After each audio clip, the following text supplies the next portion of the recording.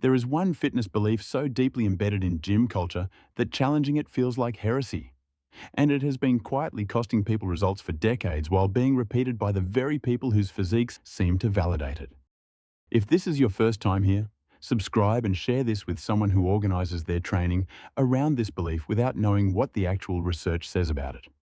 This channel exists to replace what sounds true with what the evidence actually supports.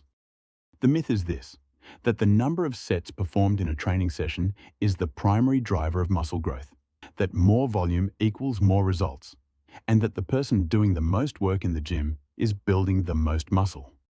It is repeated in programs. It is embedded in the structure of every bro split ever written. It is the assumption behind adding a fourth set when the third did not seem like enough, behind extending sessions when progress slows, behind the cultural conviction that the serious lifter is always the one doing the most. And it is wrong, not completely, not in all contexts, but wrong in the specific way that matters most for the majority of people who have structured years of training around it and produced results that required far more time and effort than the biology actually demands. Where the myth came from and why it persists, the volume is primary belief did not emerge from nowhere. It has observational support. Elite bodybuilders and strength athletes do train with high volumes, and their physiques appear to validate the approach. The logical inference is that the volume produced the physique. This inference commits a fundamental error in reasoning. The elite physiques associated with high-volume training are the result of years of progressive adaptation, favorable genetics for the sport, optimized recovery infrastructure, and in many documented cases, pharmacological support that fundamentally alters the body's capacity to recover from and adapt to training volume that would produce overtraining in a natural athlete. Applying the training volume of an elite bodybuilder to a natural trainee with a full-time job, moderate sleep, and no pharmacological recovery support is not replicating the conditions that produced the elite result. It is applying the visible surface of an approach without understanding the invisible infrastructure that made it viable. The research on volume and hypertrophy in natural, drug-free individuals tells a more nuanced story. Studies examining the dose-response relationship between weekly sets per muscle group and hypertrophic outcomes consistently show that meaningful muscle growth is achievable with volumes significantly lower than gym culture prescribes, and that above a certain individual threshold, additional volume produces diminishing returns and eventually impairs recovery without adding adaptation. The myth persists because more feels like more. Because leaving the gym, having done less than the person next to you, feels like leaving the results behind. Because the cultural narrative around training equates volume with commitment and commitment with results. And challenging that narrative feels like making excuses rather than applying evidence.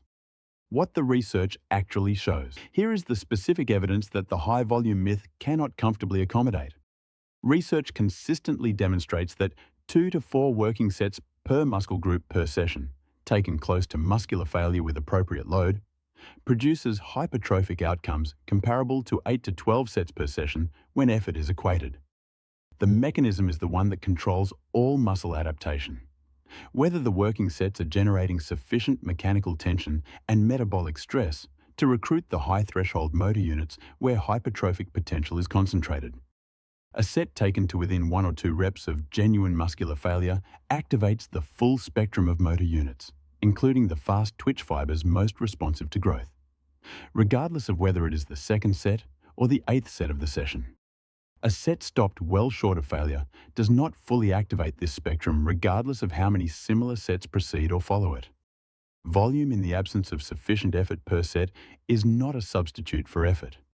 It is a way of doing more while achieving less per unit of work than the biology of adaptation actually requires. The minimum effective dose principle, the concept that the smallest stimulus capable of driving the desired adaptation is the optimal stimulus because anything beyond it adds fatigue without adding adaptation, applies to training with the same precision it applies in pharmacology. 2 hard sets are more productive than 10 moderate sets for the simple reason that 2 hard sets send the correct signal with less accumulated fatigue, allowing more complete recovery and a more potent adaptive response before the next session arrives. This does not mean minimal training produces maximal results. It means that the quality of the stimulus per set, the effort, the range of motion, the mind-muscle connection, the proximity to failure, is the primary driver of adaptation. And that volume is only productive to the extent it adds additional quality stimuli rather than additional fatigue. What to do with this information? The practical consequence of abandoning the volume myth is not training less. It is training with a fundamentally different priority structure. One where the question before each set is not how many sets remain, but whether the upcoming set will be executed with the effort and precision required to constitute a genuine adaptive stimulus. 3 sets of a compound movement taken to within 2 reps of failure, with full range of motion and deliberate muscular engagement, produce more adaptation than 6 sets of the same movement done at comfortable effort with abbreviated range and unfocused execution. The session is shorter. The quality per rep is higher. The recovery between sessions is more complete. And the adaptation that follows is more fully expressed because the biology of recovery was not suppressed by a fatigue load that exceeded what the adaptive process requires. Training sessions built around this principle look different. They are focused rather than exhaustive. They end when the quality of stimuli has been delivered, not when a predetermined set count has been reached. And they produce results that consistently surprise people who spent years in the high-volume paradigm, because the results arrive with less time investment and more complete recovery than the myth ever allowed for. Conclusion: the fitness myth that refuses to die is not surviving because the evidence supports it. It is surviving because it feels true, because it aligns with cultural narratives about effort and dedication, and because the people whose results are used to validate it achieved those results under conditions that most people following their example do not share. The evidence is clear. Effort per set drives adaptation.